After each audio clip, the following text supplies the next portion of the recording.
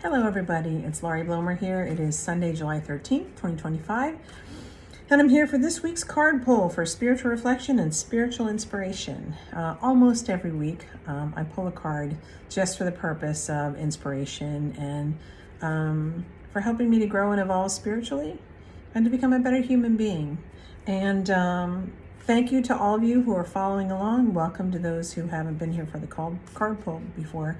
Card pull, pulling a card is just a phrase that comes from tarot and card reading. Pull is that it's kind of random. I'm not selecting the card that I want to focus on. I'm just going to pull one out of the deck randomly or synchronistically. And I'm going to share with you what jumps out to me for inspiration and self-reflection this week. You're welcome to follow my lead, but more importantly, I really encourage you to think about what's going on for you this week or in your life right now, and how does this card speak to you, and what inspiration can you glean from it, whether it's the image, the words, the number, what have you.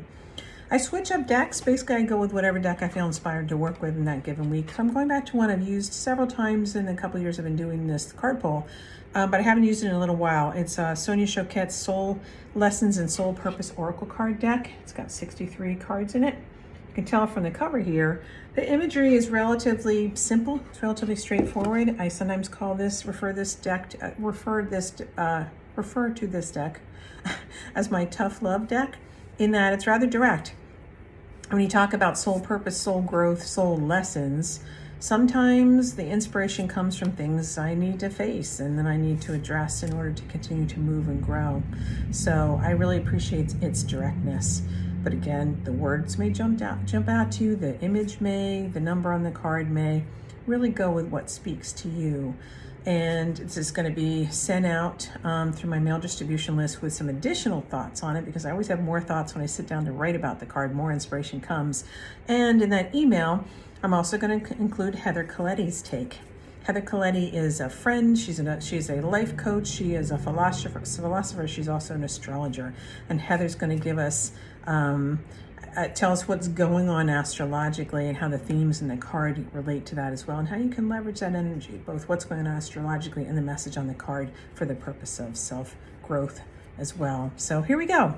I'm going to jump in. I've been shuffling as I've been talking. I always do that, shuffle several times till I feel like I've really locked in on the essence of my question, which again is for inspiration, it's for growth, and it's a truth that will help me to continue to grow as a human being as well. That's what I'm going for. I'm going to split the deck in two, and whatever one my thumb is on is the one we're going to go with. So it's this one.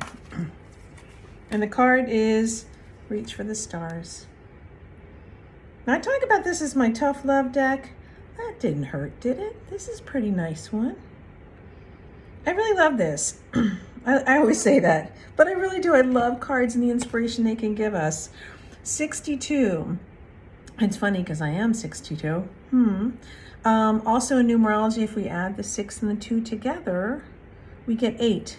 And in numerology, 8 is the number of manifestation. So the idea of making things happen.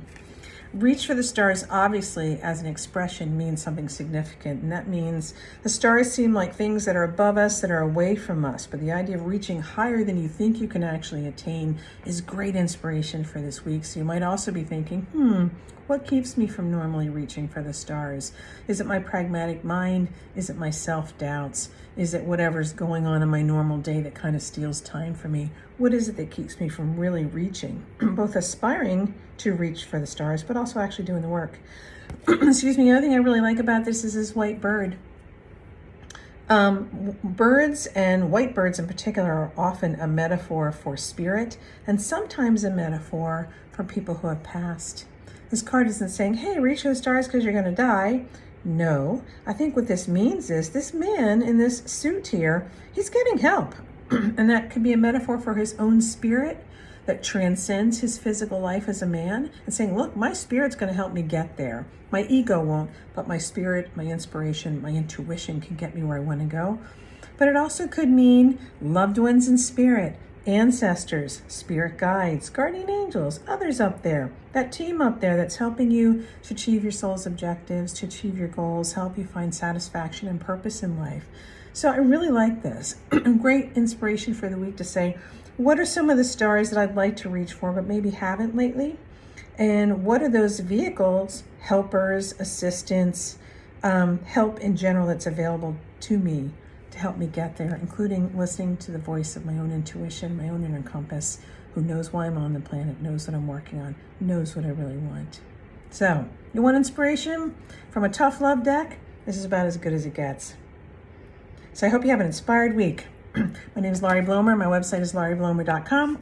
My email address is laurieblomerpsychic@gmail.com. Would love to hear from you. Would love to work with you. And I hope you have a wonderful, wonderful week. Reaching for the stars. Go to it. And thanks for watching.